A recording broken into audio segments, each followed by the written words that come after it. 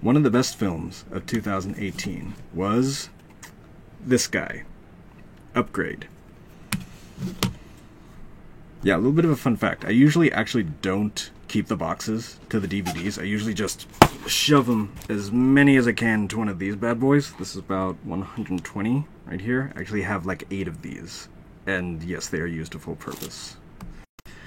Upgrade is a movie that, as soon as I start going on about it, I can easily sort of just like ramble for like an hour. So I have to try to fit this into a reasonable amount of focus and try to get it to where I can just hone in my thoughts on a number of different things. So I'm going to try to use 4 words to describe Upgrade. Those 4 words are, and yes, ninjas take notes, very important. Those 4 words are sci-fi, action, horror, thriller. These are essentially the components that make Upgrade. A lot of films try to balance out multi-genre, and not all of them really do that well. This film actually very tightly fit in all of these concepts.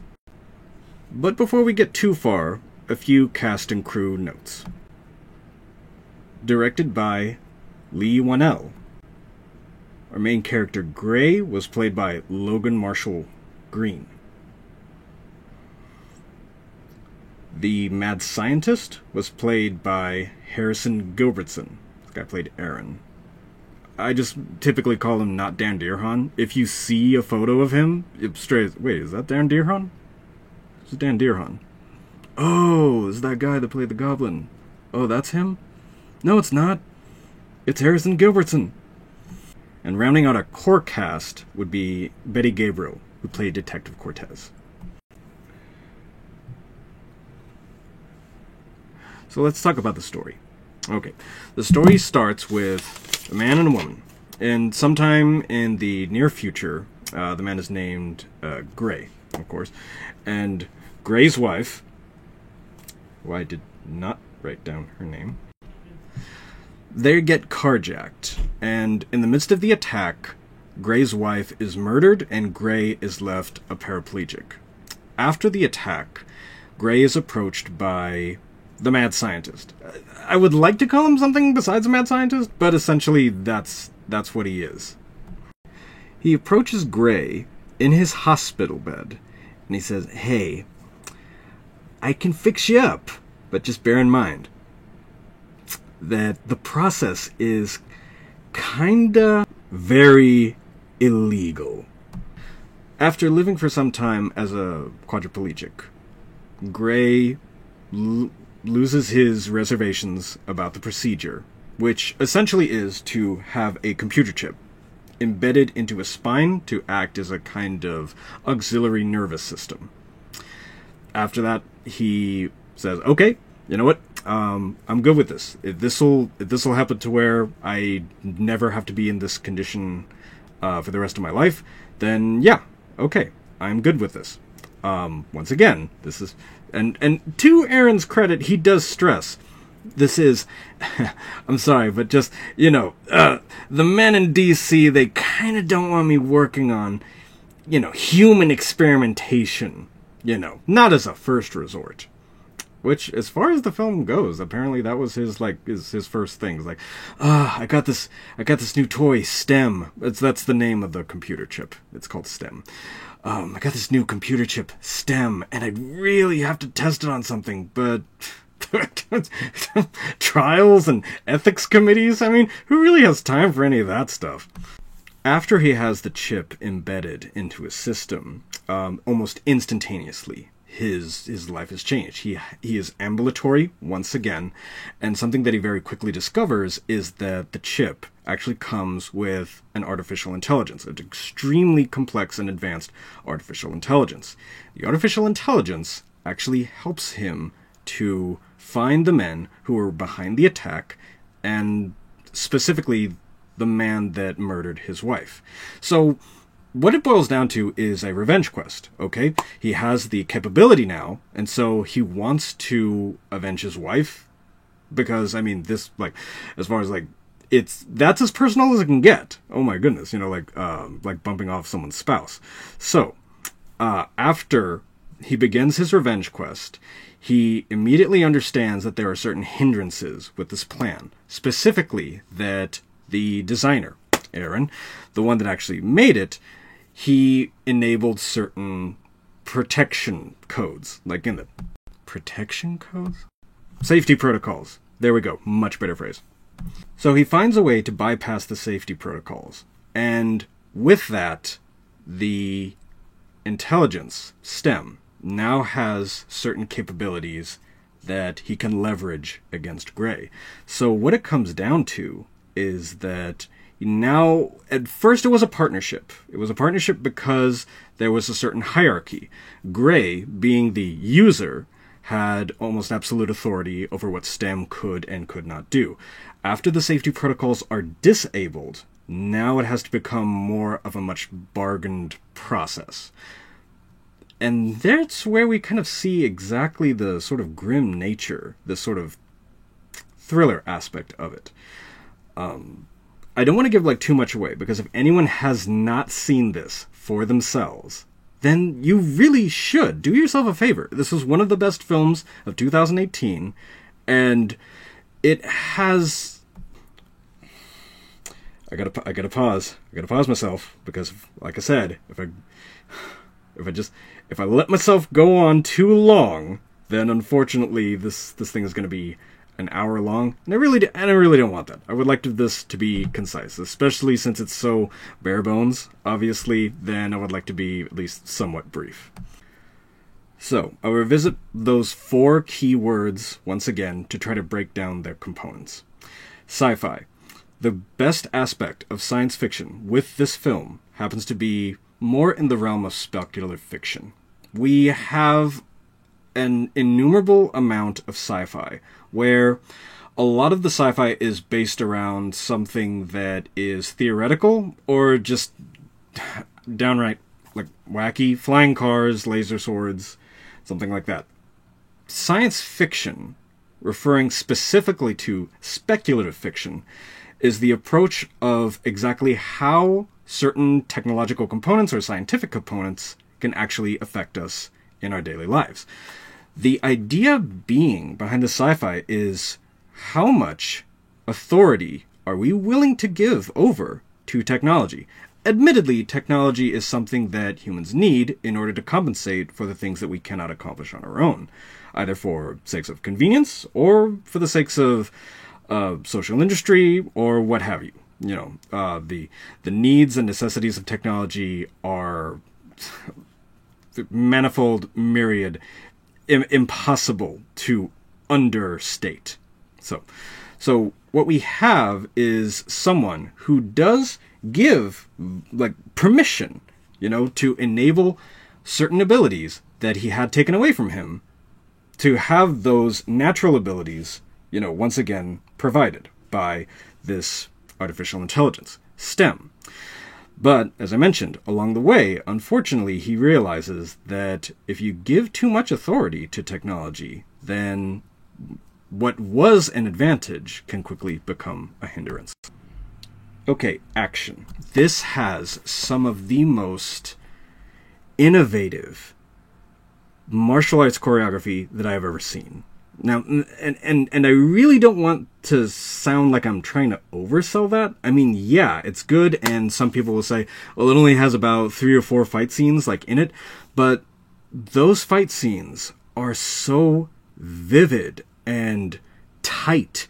And when I say innovative, I mean that a lot of very unique cinematography was used in tandem with the fights that take place in the film for a specific look. Bear in mind that this guy, Gray, he has his entire body more or less governed by a computer chip now. And because of that, there is a certain inhuman, if not outright robotic, way that he moves. And the camera is used so stylistically in such a way that it is incredible to see exactly what would be the leanest, most utilitarian fighting style that if a machine could fight, how would it fight? And that's exactly what you get with the action in this film. Horror. With regards to horror, it's mostly body horror. Yes, if I wanted to be a little bit more sort of like pronounced in the concept of what is it like to be taken over by technology, and not go into spoilers, then yeah, I could use that as more of an intellectual aspect, but horror is mostly focused on good old-fashioned body horror.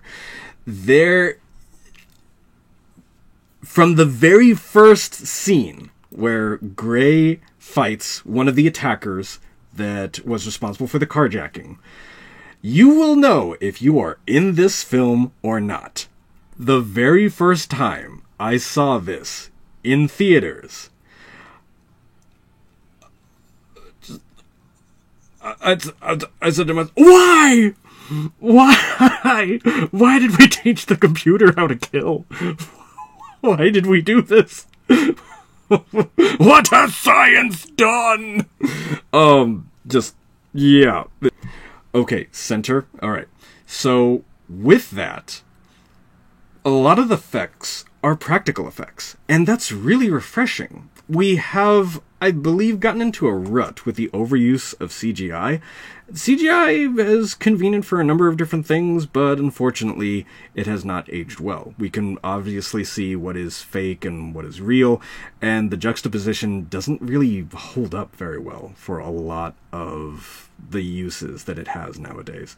That being said, a lot of this film actually does revert back to practical effects. Artificial appliances, blood and corn syrup, torn up mannequins, and that's really the best phrase that I can use right now. I mean, just oh boy. Like, these scenes, and I'm not trying to be humorous with this, if nothing else, I want to make it known, as seriously as possible, the gore is visceral.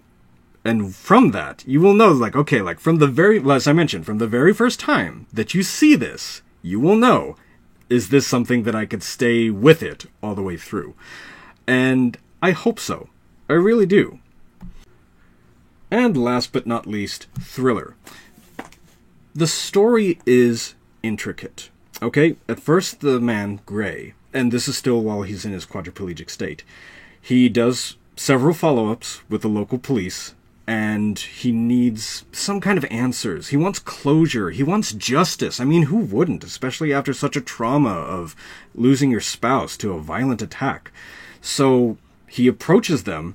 Unfortunately, these are not your run-of-the-mill criminals. They have figured out methods of bypassing a number of surveillance methods, as well as being undetectable by typical means of, information network searches. So this is what prompts him into the frustration that he's in, where he's like, okay, if I have to get a chip implanted in my head, then, well, to do things my way, then I'll do that. And after that, there's a subplot about how the detective who is initially approached by Gray and who is dismissed because she's not really getting results, Betty Gabriel, as Detective Cortez, she doesn't give up. I mean, obviously, it's her job, especially as a detective, to, get to the bottom of this. But also, this as more of a B-plot is an extremely efficient and well put together B-plot. And so, and once again, I'm making this recommendation. I'm making these endorsements because I encourage anyone who has not seen the film, who wants to see a quality-made sci-fi action film, to watch it. But, okay, stop interrupting yourself. This B-plot, we also follow the detective as she slowly unravels what's going on. Because, of course, the revenge plot is fairly successful. From the get-go. Yes, STEM is very good at Revenge. So, we start to get a body count. And of course, the detective who had immediate contact with the victim in this matter, she gets suspicious. She starts to act like a detective. More often than not, unfortunately, you see law enforcement that are just completely flummoxed and bamboozled, and then they just kind of...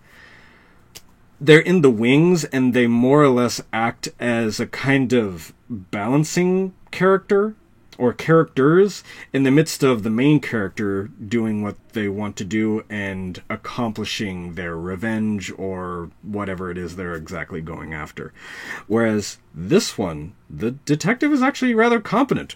Competent law enforcement, yes, it is possible, and it is possible to write them as such. I'm going to wrap up the crux of essentially the plot with a quote. "The problem's plain to see. Too much technology. Machines to save our lives. Machines dehumanize." And if you know where that came from, congratulations, you have excellent taste in music. And remember how I said that the best movies have ninjas? Well, to let the movie quote itself here.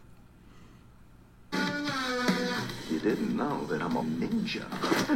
"I am not a ninja." To reiterate, the best films have ninjas. Later.